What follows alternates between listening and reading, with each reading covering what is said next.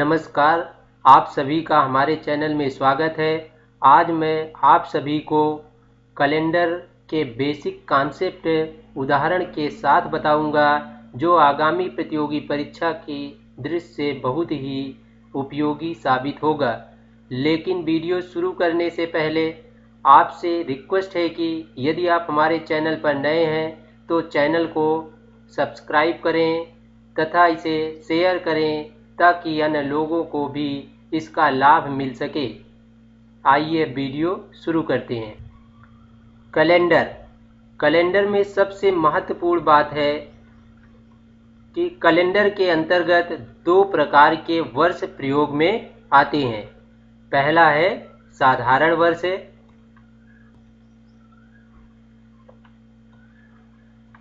साधारण वर्ष 365 दिन का होता है और दूसरा है लीप वर्ष।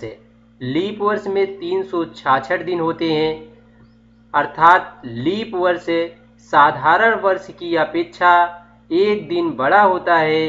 इसका कारण है पृथ्वी सूर्य का चक्कर लगाने में 365 दिन 5 घंटे और 48 मिनट तथा 47.5 सेकेंड होता है, जो कि लगभग 6 घंटे के करीब होता है। इसलिए 6 घंटे 4 साल में 24 घंटे के बराबर हो जाते हैं, जो साधारण वर्ष में एक दिन बढ़ा देते हैं। और साधारण वर्ष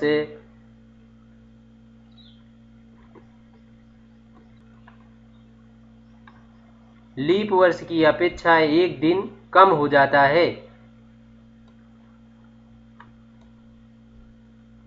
ये 24 घंटे एक दिन के बराबर हो जाते हैं और यही फरवरी में जुड़कर 4 साल बाद फरवरी 29 दिन की हो जाती है और उस साल को लीप वर्ष या अधिवर्ष कहते हैं, जो 366 दिन का होता है।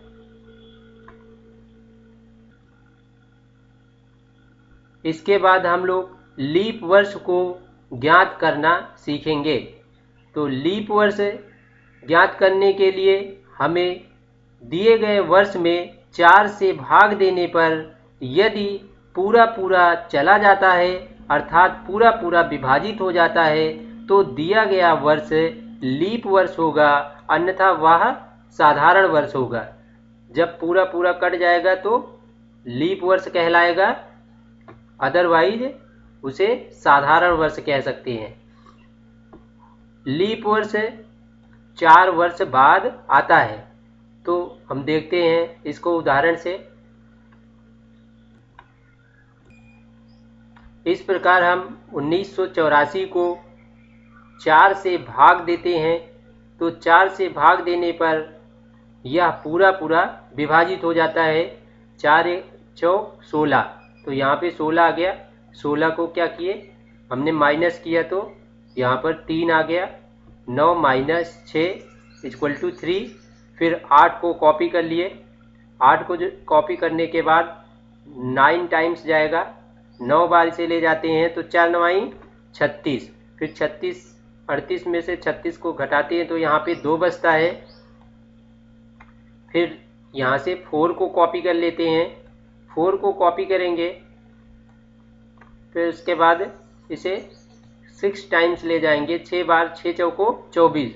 तो ये 1984 पूरा विभाजित हो जाता है 4 से। अतः हम 1984 को कह सकते हैं कि यह लीप वर्ष है। ये क्या है? लीप वर्ष है।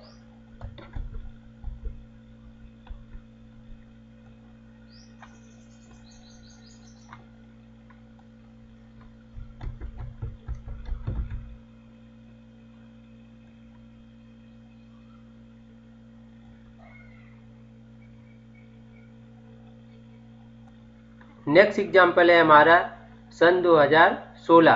तो सन 2016 को 4 से डिवाइड करेंगे, तो 4 × 5 = 20, 5 बार ले जाएंगे तो 20 हो जाएगा, कैंसिल हो जाएगा।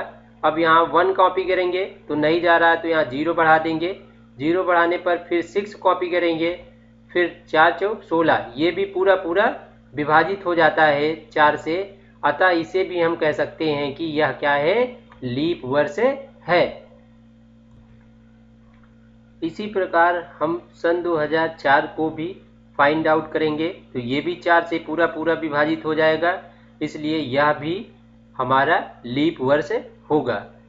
तो 1984, सन 2016 और सन 2004 ये सभी लीप वर्ष हैं, क्योंकि ये 4 से विभाजित हो जाते हैं।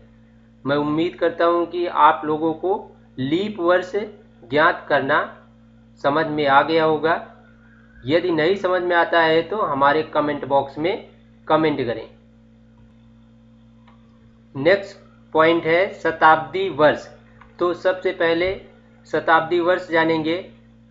ऐसे वर्ष जिनके लास्ट में 0 होते हैं उन्हें शताब्दी वर्ष कहते हैं, या 100 के गुणजक होते हैं उन्हें शताब्दी वर्ष कहते हैं।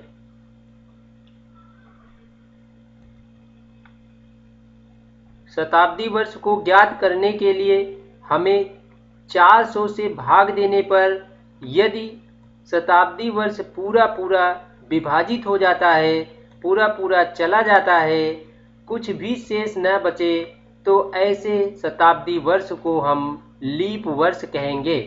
जैसे 800 को पूरा पूरा भाग देने पर विभाजित हो जाता है 400 से।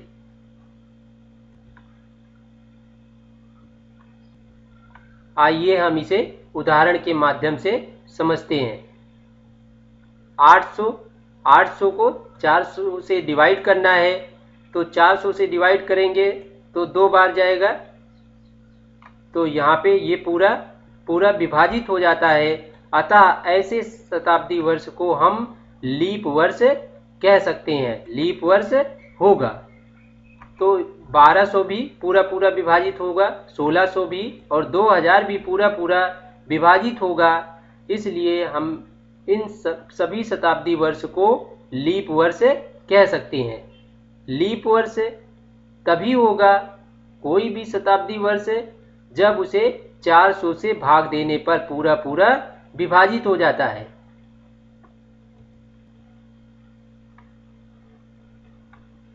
हमारा नेक्स्ट पॉइंट है, परंतु यहाँ पर ध्यान देने योग्य है कि प्रत्येक शताब्दी वर्ष जिसमें 4 से पूरा भाग चला जाता है और कोई शेष नहीं बचता है, लीप वर्ष नहीं होता है। परंतु शताब्दी वर्ष के अलावा जो भी वर्ष होंगे, यदि उनमें 4 का भाग पूरा पूरा चला जाता है और शेष फल नहीं बचता है, तो वह लीप वर्ष होगा।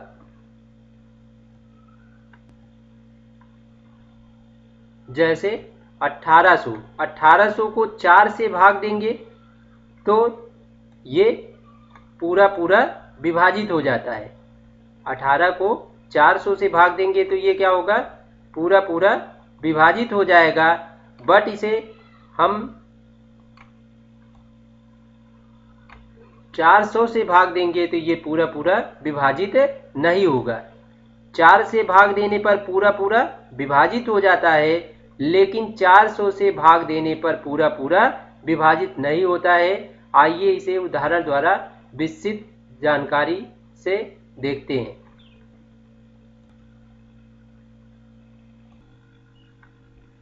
यहाँ पर 1800 को पहले 4 से भाग देते हैं तो 4 चौक 16, तो यहाँ पे घटाने पर 2 प्राप्त होगा। 0 यहाँ कॉपी कर लेंगे, 0 कॉपी करने पर ये 5 बार जाएगा, 4 पंचे 20, फिर ये पूरा कैंसिल हो जाएगा। तो ये इस तरह 4 से भाग देने पर पूरा पूरा विभाजित हो जाता है, लेकिन अब इसे 400 से भाग देते हैं तो 400 से भाग देंगे तो ये पूरा पूरा नहीं विभाजित होता है, इसमें शेष फल 2 बच जाता है।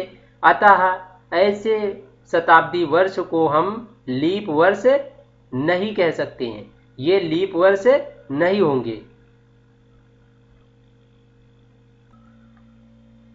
अर्थात शताब्दी वर्ष में केवल 400 से भाग देने पर यदि पूरा पूरा विभाजित होता है तभी उसे लीप वर्ष कहा जाता है, और शताब्दी वर्ष के अलावा जो भी वर्ष होंगे उसे केवल 4 से भाग देने पर यदि पूरा पूरा विभाजित होगा तभी लीप वर्ष कहेंगे, अन्यथा इसे साधारण वर्ष कहेंगे। दूसरा उदाहरण हमारा है 1900। तो 19 को 4 से भाग देने पर यह भी विभाजित हो जाता है। 4 चौक 16, 19 में से 16 गए 3, यहाँ पर 4 सते 28, 28 होगा, 2 यहाँ पे आ जाएगा, 4 पंचे 20, अर्थात 4 से भाग देने पर पूरा पूरा विभाजित हो जाता है। लेकिन 400 से भाग देने पर शेष 3 बचता है, अर्थात 1900 भी लीप वर्ष नहीं होगा क्योंकि ये 400 से विभाजित नहीं है। अब हम लोग अतिरिक्त दिन निकालना सीखेंगे। 16 दिनों में कितने अतिरिक्त दिन होंगे? तो 16 दिनों में अतिरिक्त दिन कैसे निकालेंगे? 7 से भाग देकर। 16 में 7 से भाग देंगे,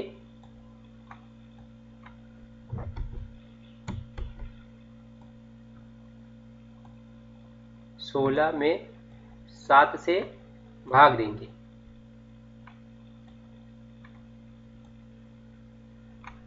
तो 7 दूनी 14, ये हमारा हो जाएगा 14।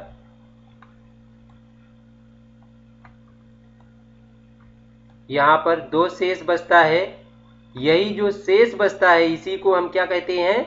अतिरिक्त दिन कहते हैं। यहाँ पर हमारा अतिरिक्त दिन कितना होगा? 2 होगा। अतिरिक्त दिन यहाँ पे कितना आया है? 2। तो यहाँ पे अतिरिक्त दिनों की संख्या 2 होनी चाहिए थी। 2 अतिरिक्त दिन है, ये सही होगा।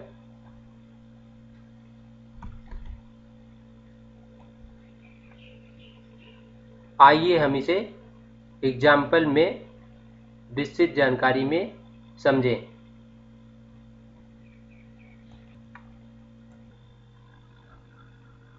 जैसे हमने मान लिया हमारा 24 दिन है, 24 दिन में कितने अतिरिक्त दिन है?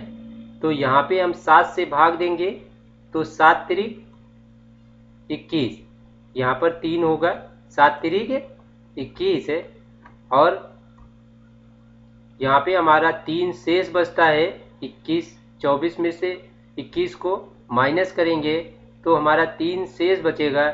यही शेषफल हमारा क्या कहलाता है? अतिरिक्त दिन कहलाता है, या इसी को हम विषम दिन भी कहते हैं।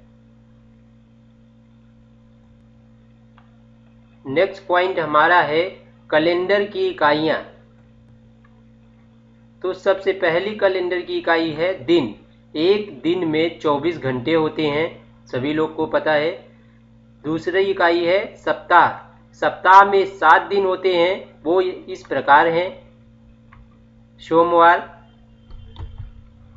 सोमवार, मंगलवार, बुधवार, बृहस्पतिवार, शुक्रवार, शनिवार और रविवार। हमारी तीसरी इकाई है कैलेंडर की महीना। किसी भी वर्ष के 12वां भाग माह कहलाता है। वर्ष में 4 महीने ऐसे होते हैं जो 30 दिन के होते हैं, और 7 महीने ऐसे होते हैं जो 31 दिन के होते हैं। फरवरी एक ऐसा महीना है जो 28 दिन का होता है, परंतु अधिवर्ष या लीप वर्ष में 29 दिन का होता है। 29 दिन का होता है। वर्ष के महीनों में दिनों की संख्या इस प्रकार है: जनवरी में 31 दिन, फरवरी में 28 दिन यदि सामान्य वर्ष है तो, यदि अधिवर्ष है तो फरवरी 29 दिन की होगी। मार्च 31 दिन का है। मार्च कितने दिन का है? 31 दिन का। अप्रैल हमारा 30 दिन का होगा।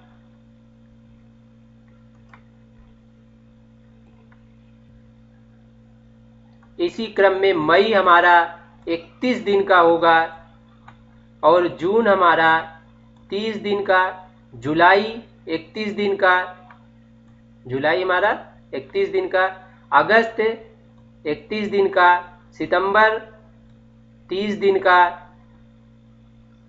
अक्टूबर 31 दिन का और नवंबर 30 दिन का, दिसंबर 31 दिन का। इन दिनों को याद करने के लिए एक ट्रिक है। इसको कैसे याद करेंगे तो आप रट लीजिए, जून नवंबर जानिए, अप्रैल सितंबर 30, फरवरी को छोड़कर बाकी सब 31। जून नवंबर जानिए, अप्रैल सितंबर 30, अर्थात जून नवंबर अप्रैल सितंबर ये 30 दिन के होते हैं, बाकी सभी क्या होते हैं 31 दिन के होते हैं, लेकिन फरवरी को छोड़ करके। अगली इकाई है वर्ष। 12 महीनों की पूरी अवधि को क्या कहते हैं, वर्ष कहते हैं। 100 वर्षों को हम शताब्दी कहते हैं, शताब्दी वर्ष कहते हैं। नेक्स्ट इकाई है तिथि। सभी महीनों के दिनों को संख्या या अंकों में प्रदर्शित करते हैं, जिसे तिथि कहते हैं। जैसे जून नवंबर और अप्रैल सितंबर में 30 दिन होते हैं, फरवरी में 28 दिन होते हैं। अब हम टाइप नंबर 1 पर आधारित दिन के कोड को देखेंगे।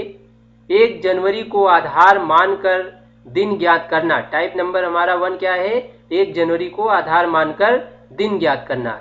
तो सबसे पहले दिन के कोड को निर्धारित करेंगे। तो सोमवार को के लिए कोड क्या है, 1 है, और मंगलवार के लिए कोड 2 है, बुधवार के लिए कोड क्या है, 3 है, बृहस्पतिवार के लिए कोड क्या है, 4 है, और शुक्रवार के लिए हमारा कोड कितना होगा, 5 होगा। शनिवार के लिए हमारा कोड कितना होगा, 6 होगा, और रविवार के लिए हमारा कोड 0 है। इस प्रकार हम इन कोडिंग की मदद से, इन कोडों की मदद से हम अतिरिक्त दिन में जो भी अंक होगा उसके आधार पर दिन को ज्ञात करेंगे। आइए इसे उदाहरण द्वारा समझते हैं।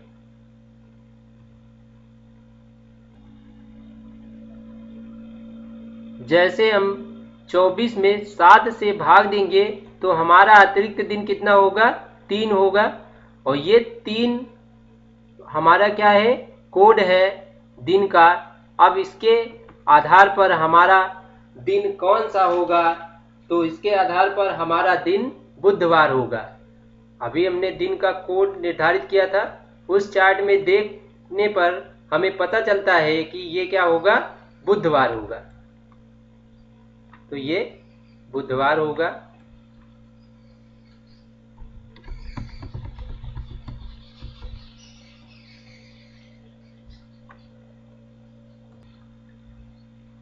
यहाँ पर हमारा बुधवार होगा।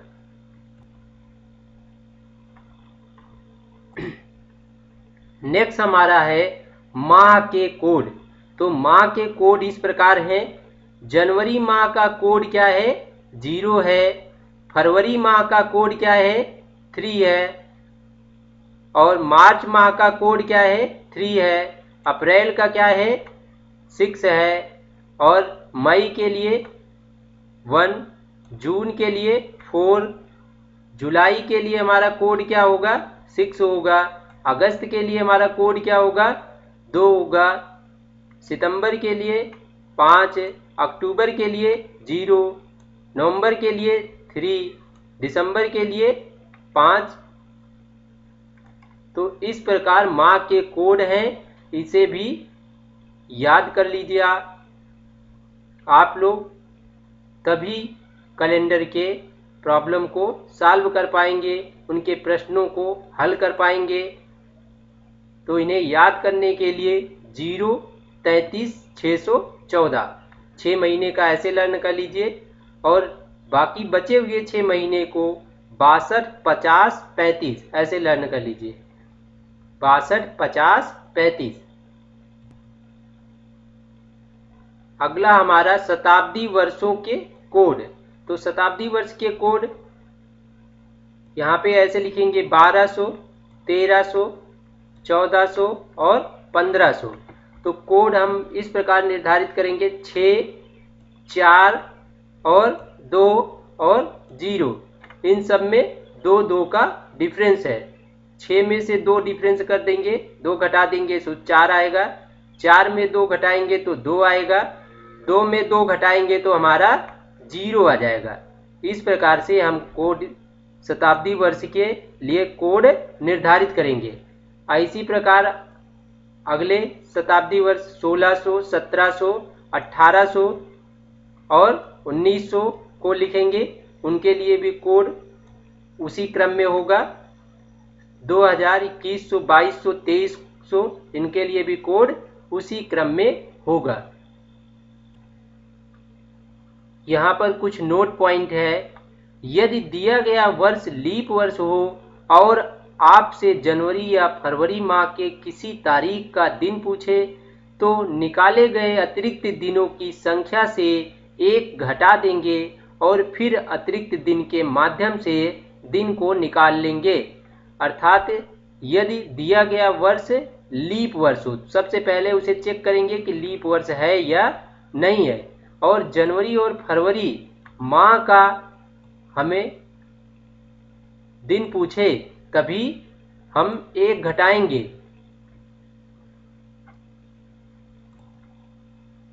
आइए इसे उदाहरण द्वारा समझते हैं।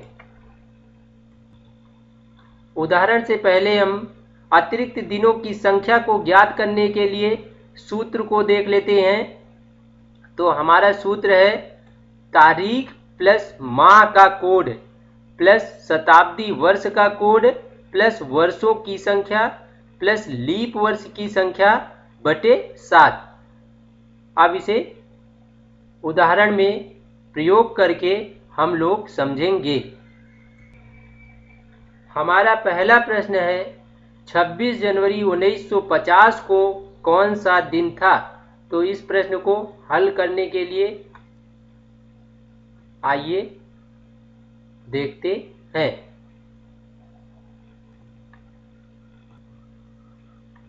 तो उदाहरण नंबर 1 के लिए हल इस प्रकार होंगे।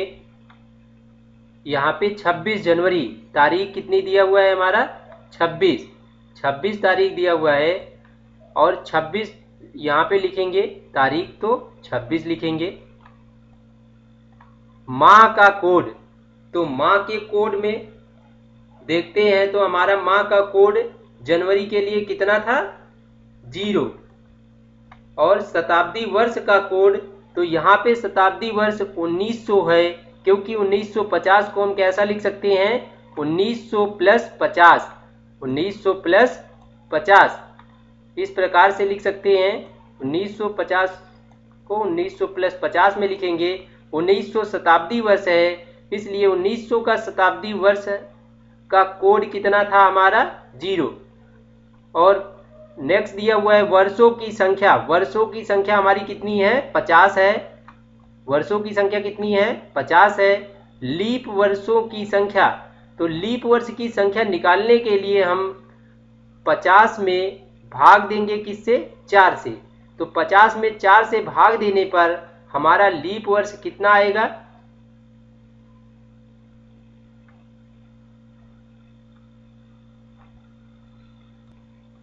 हमारा लीप वर्ष कितना आया 12। तो लीप वर्ष को यहाँ लिख लेंगे। अब सभी को ऐड कर देंगे। ऐड करने के बाद ये कितना आता है हमारा, ऐड करने के बाद हमारा टोटल आता है 88, और उसको 7 से डिवाइड कर देंगे। 88 आता है, 7 से डिवाइड करेंगे तो उसे यहाँ पर डिवाइड किया गया है, यहाँ पर। अब इसको डिवाइड करने पर हमारा शेषफल कितना बचता है वो है 4, जो यहाँ बचता है शेष। और उसी शेषफल को हम विषम दिन या अतिरिक्त दिन कहते हैं। और इसके आधार पर हम अतिरिक्त दिन के आधार पर हम दिन निकालते हैं। तो 4 यहाँ पर 4 कोड किसके लिए था? 4 कोड हमारे दिन के कोड में बृहस्पतिवार को निर्धारित करता है। अतः हमारा 26 जनवरी 1950 को कौन सा दिन होगा? वो होगा बृहस्पतिवार। वो कौन सा दिन होगा? बृहस्पतिवार। तो हमारा यहाँ पे उत्तर क्या होगा? बृहस्पतिवार। ये हमारा आंसर है।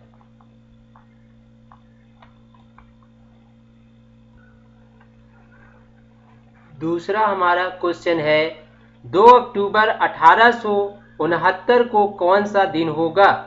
तो इसे भी आइए हल करके देखते हैं कि कौन सा दिन होगा। 2 अक्टूबर 1869 के लिए अतिरिक्त दिनों की संख्या इस प्रकार है। तारीख हमारा क्या है? 2 अक्टूबर। तो 2 यहाँ पर लिखेंगे। माह का कोड, अक्टूबर माह के लिए कोड क्या होता है? 0 होता है। शताब्दी वर्ष का कोड, शताब्दी वर्ष हमारा यहाँ पे क्या है? 1800। 1800 के लिए हमारा कोड क्या होगा? 2 होगा। हम 1869 को 1800 प्लस 69 लिख सकते हैं। तो 1800 का कोड हमारा क्या होगा? 2 होगा। 1800 को कोड क्या है? हमारा 2 है। और यहाँ पे वर्षों की संख्या हमारी 69 है, तो 69 लिखेंगे। और 69 को 4 से भाग देने पर हमारा लीप वर्ष कितना आता है? लीप वर्ष हमारा यहाँ पे 17 आता है, इसलिए यहाँ पे 17 लिखा गया है। अब इन सबको हम क्या करेंगे? ऐड करेंगे। तो ऐड करने पर हमारा 90 आता है। अब 90 को हम 7 से डिवाइड करेंगे। 7 से डिवाइड करने पर हमारा शेष फल कितना बचता है? 6 बचता है। यही हमारा क्या होगा? अतिरिक्त दिन या विषम दिन होगा। अब हम इस अतिरिक्त दिन के कोड को देखेंगे कि कौन सा दिन पड़ेगा। तो हमारे दिन के कोड में ये 6 किसको प्रदर्शित करता है? किसको इंगित करता है? शनिवार को। तो हमारा 2 अक्टूबर 1869 को शनिवार होगा, जिस दिन गांधी जी का जन्म हुआ था। नेक्स्ट क्वेश्चन है हमारा क्वेश्चन नंबर 3। 26 जनवरी सन 2016 को कौन सा दिन था? तो 26 जनवरी सन 2016 को कौन सा दिन था? आइए इसे विस्तृत जानकारी द्वारा समझते हैं और इसका हल निकालते हैं।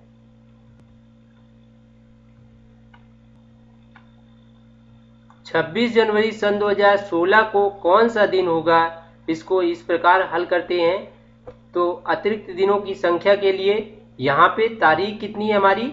26 है। तो 26 तारीख हमारा 26 लिख दिए यहाँ पे। माह का कोड जनवरी के लिए क्या होता है? 0 होता है, इसको यहाँ पे लिख दिया। शताब्दी वर्ष का कोड हमारा 2000 का कोड, यहाँ 2016 है तो उसको कैसे लिखेंगे? 2000 प्लस 16, 2 भाग में इसे ब्रेक कर देंगे। 2000 प्लस 16 लिखेंगे। तो यहाँ पे शताब्दी वर्ष सिर्फ 2000 है, तो 2000 का कोड हमारा कितना होगा यहाँ पे? तो 2000 का कोड हमारा 6 है, यहाँ पे लिख दिए। शताब्दी वर्ष 2000 का कोड 6। अब हमारा वर्षों की संख्या हमारी कितनी है? 16 है। उस वर्षों की संख्या को हम कहाँ पे लिखेंगे? यहाँ पर लिखेंगे। तो वर्षों की संख्या यहाँ लिख दिए। अब उसके बाद लीप वर्षों की संख्या, तो यहाँ पे 4 से भाग देने पर हमारा लीप वर्ष कितना आया? 4 आया। उसको हम कहाँ लिख देते हैं? उस लीप वर्ष को हमने यहाँ लिख दिया जो 4 आया। अब हम इन सबको ऐड कर लेते हैं। ऐड करने पर हमारा 52 आया। ऐड करने पर हमारा कितना आया? 52 आया। अब हम 52 को 7 से डिवाइड करेंगे। 7 से डिवाइड करने पर हमारा शेष फल कितना बचता है? शेष फल हमारा 3 बचता है। इसी को हम क्या कहेंगे? अतिरिक्त दिन कहेंगे। लेकिन यहाँ पे हम दिन निर्धारित करने से पहले देख लेंगे कि हमारा दिया हुआ वर्ष कहीं लीप वर्ष तो नहीं है। तो हमारा दिया हुआ वर्ष क्या है, लीप वर्ष है, क्योंकि ये 4 से पूर्णतः विभाजित हो जाता है। तो हमने इसके पहले नोट बताया था, वो नोट पॉइंट यहाँ पर है। यदि दिया गया वर्ष लीप वर्ष हो और आपसे जनवरी या फरवरी किसी तारीख का दिन पूछे तो निकाले गए अतिरिक्त दिनों की संख्या से 1 घटा देंगे। तो यहाँ पे हम क्या करेंगे, ये लीप वर्ष है इसलिए यहाँ पे हम क्या करेंगे, 1 को घटा देंगे। 3 में से 1 घटाएंगे तो हमारा 2 आएगा। अब 2 हमारा कोड 26 जनवरी सन 2016 के दिन को निर्धारित करेगा। तो 2 हमारा कोड किस दिन को निर्धारित करता है, मंगलवार को। तो 26 जनवरी सन 2016 को हमारा कौन सा दिन होगा, वो है मंगलवार। ये हमारा क्या है, आंसर है, मंगलवार हमारा उत्तर होगा। क्वेश्चन नंबर 4, 15 अगस्त 1947 को कौन सा दिन होगा? इसे आप स्वयं हल करें और हमें बताएं कि कौन सा दिन होगा हमारे कमेंट बॉक्स में। नेक्स्ट टाइप है हमारा टाइप नंबर 2। टाइप नंबर 2 में क्वेश्चंस किस प्रकार से आएंगे ये हम देखते हैं। यदि 4 अप्रैल 1985 को शनिवार था, 4 अप्रैल 1985 को क्या मान लिया जाए, शनिवार मान लिया जाए, तो 20 सितंबर 1999 को कौन सा दिन था? तो कौन सा दिन था, इसे आइए हम हल द्वारा जानते हैं। तो सबसे पहले हम लोग टाइप नंबर 2 में 4 अप्रैल 1985 को शनिवार मान लिया जाए और 20 सितंबर 1999 को कौन सा दिन था, ये हमारा क्वेश्चन है। तो सबसे पहले हम 4 अप्रैल के दिन को निकालेंगे। तो अतिरिक्त दिन इसमें कितने होंगे, तो यहाँ पे 4 अप्रैल, तो तारीख हमारी कितनी है, 4 है। माह का कोड हमारा अप्रैल का 6 होगा। शताब्दी वर्ष का कोड हमारा क्या होगा, 1900 का कोड हमारा 0 होता है। वर्षों की संख्या यहाँ पे कितनी दिया हुआ है, 85 दिया हुआ है, उसको लिख लेंगे। और 85 को हम 4 से भाग देंगे तो हमारा लीप वर्ष कितना आएगा, 21 आएगा। इन सब को जोड़ने पर हमारा 116 आता है। 116 में 7 से डिवाइड करने पर हमारे अतिरिक्त दिन कितने आते हैं, 4 आते हैं। और 4 अतिरिक्त दिन के हिसाब से हमारा ये क्या होगा, बृहस्पतिवार होगा। और लेकिन यहाँ पे हमारा शनिवार दिया गया है, क्वेश्चन में शनिवार दिया गया है, अर्थात इसमें 2 दिन जोड़ दिया गया है, क्वेश्चन में 2 दिन जोड़ दिया गया है। इसी प्रकार हम 20 सितंबर 1999 को दिन निकालेंगे। तो यहाँ पे 20 तारीख है तो 20 लिख देंगे। माह का कोड सितंबर है तो सितंबर के लिए माह का कोड 5 होता है, यहाँ पे लिख देंगे। शताब्दी वर्ष हमारा 1900 का कोड कितना है, 0 है। यहाँ पे 99 वर्षों की संख्या कितनी है, 99 है, उसे यहाँ लिख देंगे। और हमारा 99 में 4 से भाग देने पर हमारा लीप वर्ष कितना आता है, 24 आता है। इन सब को हम ऐड कर लेंगे तो हमारा टोटल 148 आता है, जिसे 7 से भाग देने पर हमारा अतिरिक्त दिन कितना आएगा, 1 आएगा। और अतिरिक्त दिन अर्थात शेष फल 1 बचेगा। अब शेष फल में इसके पहले 2 दिन बृहस्पतिवार को उन्होंने शनिवार मान लिया था, क्वेश्चन में शनिवार माना था, इसलिए हम वहां पे 2 दिन ऐड था, इसलिए यहाँ पे भी हम क्या करेंगे, 2 दिन ऐड कर देंगे। तो यहाँ हमारा अतिरिक्त दिन के हिसाब से कौन सा दिन होगा, सोमवार। और सोमवार में हम 2 दिन ऐड करेंगे तो हमारा बुधवार होगा, हमारा क्वेश्चन में बुधवार होगा। तो क्वेश्चन में हमारा कौन सा दिन होगा, बुधवार होगा। तो हमारा सही आंसर यहाँ पे क्या होगा, 20 सितंबर 1999 को बुधवार होगा। ये हमारा क्या है, आंसर है।